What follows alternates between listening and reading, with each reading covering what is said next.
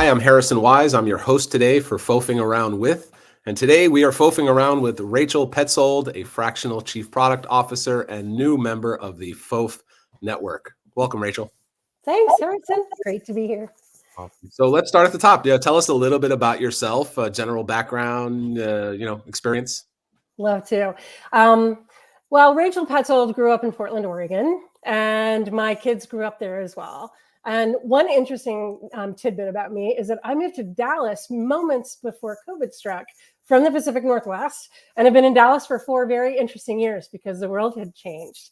I started my career as a designer, flat designer. I was a graphic designer, and I accidentally happened into technology and became an engineer because I really loved code. I loved the fact that it is what it is, and you start something and end something, and if it works, then you did it right.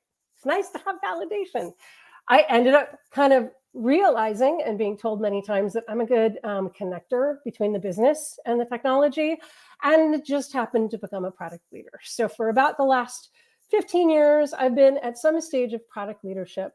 I now am a fractional chief product officer. I currently have 2 customers, one a stealth startup, another is a fintech startup out of Austin, and very excited to be exploring this full-time for the first time in my life, instead of just as a side hustle. So what does it mean to be a chief product officer? How would you describe that role, or a Yes. fractional chief product For officer? a fractional chief product officer, it's really about the big picture. It's everything from helping a startup or a small business or medium-sized business understand their why and their what, and make sure it's still valid, because a lot of people come up with those early and they change. There's more to it, though. It's things like, what does a strategic roadmap look like for you so that you meet your goals for the next 3 to 5 years? It's not the tactical writing every user story for every bit of functionality being built, but it really is big swaths. It's working on that user testing and consumer testing and leading that, not necessarily doing every test, but helping with the strategy of what we should be hearing, where we should be hearing it from, and hey, did we learn something and now we have to really make a change to that roadmap? I also love to do design thinking activities with businesses. So coming in to say, who are you? And then saying, let's talk about that. And coming out the other end with a visualization of who they actually are. They may not actually align with where they think they are and who they think they are. And when we're talking about products in this context, you're talking about digital products, SaaS tools, things like AI solutions, things like that? Somewhat, but I've worked on physical products as well, because sometimes physical products need a digital experience attached, but sometimes they just stand alone and they still need that product vision. As a matter of fact, I'm working with a supply chain company right now to talk about productizing their idea of how a product should flow through an ecosystem. Fascinating. So a lot of tech companies have kind of engineering-led CEOs and founders. So like, where does a CPO fit into an organization like that, where maybe there's a single founder or 2 co-founders who are already very tech savvy, that they could probably consider themselves CPOs? Where would someone like you slot in, and when? Awesome question. And it's one that I actually talk to a lot of people about all the time. I think a product is the storyteller. So they're the experts at the problem they're trying to solve, at the reason their tool is so amazing. And as they look at things, sometimes they don't understand that the way you tell your story in a pitch deck, in a presentation, in a sales demo is critical to make sure you understand the audience. They understand their product. They understand the thing that they have, and they aren't always in a really great spot to be able to say it the way that somebody's going to receive it well. So I'm a translator. Is kind of the way I think of myself as product. Is I take these amazing ideas and these amazing devices and technology people have built, and I make sure that it's going to be received really positively by the people you want to reach. Fascinating. It sounds like there's a little bit of crossover overlap with marketing or branding. So from your perspective and in your experience, where or how does a CPO interact or interplay with marketing or branding within, or even and sales within an organization? Absolutely. It happens differently at a number of different organizations, but the really successful places have been where the product needs its story told, and then the story of what does it do, who does it serve, and then when those things are formalized, marketing has already been involved, and even the other parts of the organization, CX and research, we all make sure that we're all talking about the same thing and in a way that makes sense. Marketing gets it out there. Sales goes off and finds people that want it, and they give back feedback to product to be like, is it working the way we thought it would be? Do people like it? Why don't they like it? So we're a holistic organization in my mind at the healthiest state, where marketing, sales, and product are all aligned and marching toward the same thing. And each of us has key capabilities we do that is our strength. Sounds so utopian. Do you... It is utopian. It's not always true. There's definitely times where it fails. And there are also times where people say, oh, we're just going to hire a product marketer.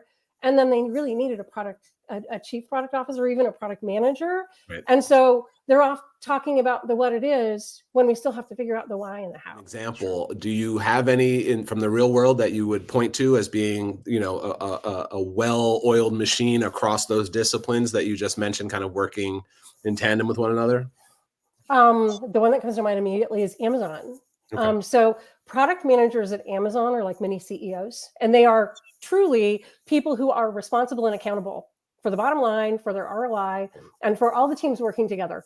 Complicated ecosystem, really amazing organizations. And so here you are in a role where you have to be the facilitator. You have to be the person that makes sure people understand why they should be doing things. You can't just come in and command and say, you have to do this because I said so. And as product management in those roles, you are at a much higher level than you would be at a lot of smaller companies, because you are responsible for a huge, huge financial investment from the company. In the Amazon experience, you sit right next to the product marketer that's going to be working on things. You sit with the retail team, the sales organization. I worked on Amazon Canada and worked with the most brilliant people in just this really small pod where there must have been 15 of us. People that left and went off to start amazing things on their own, because we all recognized without strength in all the places we needed to be strong, if anybody tried to take over more than they were really, at their best at, we would fail. PO, what kind of projects are you looking to be involved in? What would be some ideal clients and projects that fit your skill set? So diversification in my portfolio is my goal with being a FOAF. And I am very strongly looking at how can I do a bunch of different things so I stay interested and excited. And that's one of the cool things about being a fractional is I can say, I want to find somebody that's an 8-hour block of my week. And that 8-hour block is always theirs. And we can do whatever is the most valuable, because my work is value-based, not milestone or how many hours did you work based. It's really come in and help us solve a problem based. And so one big block is great, a couple smaller blocks, startups that are at that stage where maybe they have a little bit of seed and they can't figure out why nobody's interested when they go tell their product story, and they just need a little oomph in their pitch deck, or even like to build their flywheel, back to my Amazon days, to talk about why they're valuable so that angel investors, VCs, and PEs want to come in. And so sometimes those are short engagements. Maybe it's 3 months, maybe it's 6 months. I like to throw in a rescue here and there, something that's gone off the rails and everybody's like, help us, Obi-Wan Kenobi. And I can come in and say, okay, well, let's talk about what you're trying to do. And then, is this going to get there? And if so, what's it going to take to fix it? What would you say is the biggest misconception that people have about fractional? I'm not a contractor. I'm not a part-time employee. I'm somebody who, when set up to be really successful, come in with a really strong background, which I'm very fortunate to have at brands like Starbucks and Amazon and others, and to be able to say to a business, this is what we should do. And if they agree and we can get alignment with it, then I'm set up to succeed. And sitting on the C-suite is often the best way to do that. Like, I should be sitting at the table to make sure that as we need to form out stronger, larger, different product team members, that I can be a voice in that room, and that I also am a partner to the CTO, to the CEO, to the CMO, and that my voice is heard and respected and also appreciated, which means I have to be the best at being an interpreter and making sure we're all talking about the same things. And when that magic happens, I don't ever want to leave. But there is a time in any business where, okay, we've grown enough. Now we have 10 PMs. We can't just have a fractional anymore.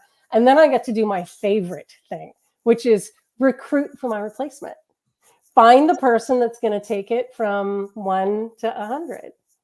And it's really, really cool. What from your perspective, does a successful fractional hire look like? And how does a CEO or founder measure that success? Oh, great question. You have to have your product chops. You need to be able to understand how product management works, what the rigorous work behind it is. I am really good at writing user stories. I do all sorts of activities to teach teams how to think about work and how to break it down into what's important and what can wait.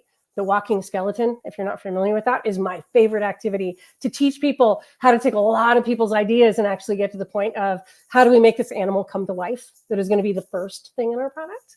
I think it's phenomenal. And so finding people that have the background and aren't just stepping in as a leader that actually have maybe had their boots on the ground really helps, because I have that empathy for the team. I have an understanding of how an overbearing product manager can really be damaging to an engineering team, and how if there isn't that balance between all the organizations that I talked about, if that's missing, then all bets are off. And you end up with contention and bad culture and angry people. And the other piece is to be somebody who's really good at coaching and listening, and also at recruiting, because as part of the C-suite, you want to make sure that the culture of how to build the team in the future is a part of what we're thinking about and working toward. You mentioned the walking skeleton. Tell me a little bit more about that. That was interesting. Yeah, so it's actually this really fun activity that I love to do with engineering and product teams when they are all talking about there's too much and we don't know where to start. A walking skeleton is basically a line you draw on a whiteboard or on a Miro board with some skeleton lines. And basically I put my dog's head on it, like a dog skeleton head, because why not? You got to have it be fun and personal. Absolutely. And then everybody just throws up any ideas of what they think they should be doing. And you end up with 50 or 1,000. And then you say, okay, and how do we organize this? And they all just sit on their hands and they don't know what to say, because how do you? And the way you do it is like, okay, the first thing we have to do is the animal has to breathe. What of all these things actually make it able to breathe? It's not even moving yet. It's not running a marathon. It just has to breathe. And then you can find 1 or 2 or 3 or maybe even 5 things. And then there's debate and discussion and alignment. Right. And so the walking skeleton helps us get aligned on what is the first thing we need to focus on. What is what I love to call the minimum lovable product. The thing that's like, we did a thing and it's done. And defining what's done through those tickets, through those Post-it notes that we put up, is a brilliant way to do it. And then you leave the room and everybody says, no, there's our skeleton. And they put it up on their screen and they print it out on the wall. And then over time, you're adding to the skeleton until it's got front feet and it sort of can walk. And so with every iteration that you're doing, you're pulling from the big stuff. Things are added over time. And then you're saying, of all these things, what are the things we have to do to get to the next milestone or step where we have a living thing? Where the person is the product. You know, like I'll say Gary V, right? To me, he's the example of where he is the product. Certainly he delivers services and whatnot, but at the end of the day, like Gary V is the product, right? So how does what you do overlap with somebody like that, or an example like that? Well, I love this because I run into a lot of consultants in my network and people that are saying, I can't get any leads and I'm not making any progress. And so I do what I would do with not a product rescue necessarily, but kind of a product assessment. What is your story? Where are you telling it? How are you telling it? Who are you at your core? Is that a part of your story? Or are you just telling people what you do, not who you are? And then I help consultants or people that are independent business people to understand how to change their framework and how to think about themselves and productize their person. We're all products, whether we're looking for a full-time job or looking for fractional work. And I'll tell you what, it was me having that problem of I'm the shoemaker and my kids are barefoot, because my story sucked. And I was a resume, and that's how I presented myself to people. And I flipped that into, I now have a portfolio. And on one slide, it says, I'm Rachel. This is who I am. I make pie. I like to make sourdough bread from scratch.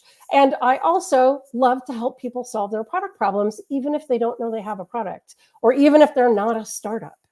And specifically, my agency started as a PR agency, and PR is one of those things where it's somewhat unpredictable. It's like jazz, very improvisational, right? I mean, just because we pitch a reporter doesn't mean that reporter is going to take interest in our story, or even if we have that relationship. And it takes time to cultivate those relationships, that narrative, and be able to sell that into, especially a tier 1 publication that has some pretty a high bar you have to, threshold you have to get to. Of course. How would you productize something like that? Where again, it's hard to make the outcomes predictable and repeatable. It is, but like the duration, it might be 7 months from now, and not a lot of clients have the patience, wherewithal, or budget to wait 7 months for another tier 1 story. They want it, every day, all the time. Of course. How would you address that as a like, how would you productize that type of improvisational piece of PR? Because it's a challenge that I don't think I've solved myself. I love that. So product has kind of 3 stages. You have the why. Businesses do too, but in thinking about a product, you have your why. And so why, agency, are you here? Who are you? What do you do that's different? Your why is really an important part of that productization of the business. Mm-hmm. And then the what is almost just as equally important. So what you do is you allow businesses to get the representation in the press that they want. And that doesn't talk about a project plan or what the deliverables are, or even what the story is going to be or who it's going to be placed with. But that's your hook. You make sure that what you're putting out there is, this is who we are, and this is how we change your world. Oh, you want to talk about the how? Cool, that's something else. And that's for not your marketing, but for like, okay, now it's time to put together the project plan. What are you most excited about or concerned about for 2024? Okay, 2024. Well, there's this conflict going on in the world that breaks my heart. And there's also the fact that our government today, October 19th, has not figured out how to fund itself.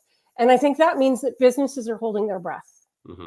They need to hire humans as full-time. They need to hire people to help their business grow.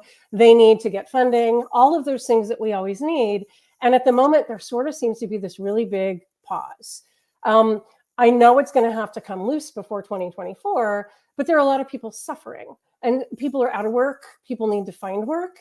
And I'll admit, I lost my role. My team was eliminated back in July, and I decided to dip my tool into the fractional a little bit further, expecting it would be 6 to 9 months, and I don't have runway. So I was like, I'm going to have to go to work at McDonald's or something, which would have been great because that was my first job ever, and I loved it. I am so confident that the changes that are coming are going to be better for the people like myself that want work-life balance. And I believe that when we can bring that strength of, I'm a calm, confident person, not a person who's been working 80 hours a week for 7 months to try to launch a product, that people get the best of me. Sure. And 2 months in, I have 2 fractional roles. And I didn't know these people 2 months ago. And I don't have 5 years of fractional leadership. So there is power in my mind in that mindset and in understanding who you are. And the other challenge I think we're going to face is everybody wants to go big so that they can catch work. And I strongly recommend that you go macro. I am a product storyteller. I have 6 key capabilities I bring to businesses. The reason that you should bring me in, if you're interested, is because I'm an empathetic leader. I am a collaborative person. I build trust quickly. I tell the truth, but I'm kind. And if you want those things, then come find me because I'm here to offer them. That's great. Any last minute thoughts, Rachel? Anything that we haven't covered that you feel is important to communicate? And no, just that I think fractional is amazing. And I think that if you're a leader and you have experience as a director, manager even, and especially at the C-suite, that fractional should be a part of your portfolio for yourself. Because if a company cuts your role, like mine did with me, and you have nothing else, you're in a very different position if you have fractional as a part of your plan. So if everyone's doing fractional, how does a founder, CEO kind of parse the wheat from the chaff? There are some good groups that are coming together that are putting together kind of their bench strength of fractionals. FOAF is a great one. There are some brilliant people within this. And I think it's really knowing that you don't know what the problem is, if you don't, and saying, I have a problem and I can't figure out where it is. Or if you know where the challenges are, find somebody who has been in that same situation, who's been through the ringer, in that space before. Mhm. I've been through a couple of failed startups. I would love to be able to share what I learned so that other people don't make those same mistakes. Right. And I think that's the greatest thing you can do, is just bring that experience. So find people that you trust and believe in and that actually have some experience in your area. Awesome. And how can people find you, Rachel? They can find me on LinkedIn. I am Rachel Petzold is my username there. I also have a company called Gossamer, and that is my overarching organization where I'm a CEO for the first time for my business, which is Fractional. I also am a part of FOAF. So you can find me and find out about us on our website. Awesome. Well, it was a pleasure FOAFing around with you today, Rachel. Thanks for joining us. Thanks, Harrison.